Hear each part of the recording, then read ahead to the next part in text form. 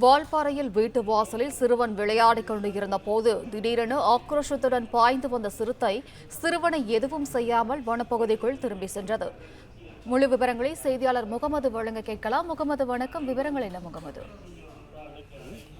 கோவை மாவட்டம் வால்பாறை அடுத்து உள்ள ரொட்டிக்கடை பகுதியில் உயர்நிலைப்பள்ளி அருகாமையில் மேல்புறம் குடியிருப்பு பகுதி இருக்கிறது. இங்கு பகுதியில் சிவகுமார், சத்யா ஆகிய அவருடைய மகன் நேற்று மாலை 5 மணி அளவு விளையாடி கொண்டிருந்த போது நாய் உருமல் சத்தம் கேட்டு பார்த்துக்கு குழந்தை நாய் உருமல் சிறுத்தை பதுங்கி இருக்குது.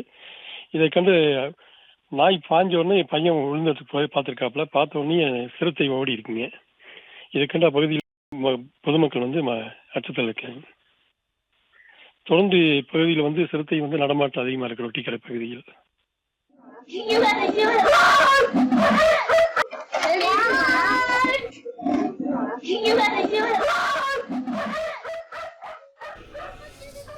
விவரங்களுக்கு நன்றி முகமது.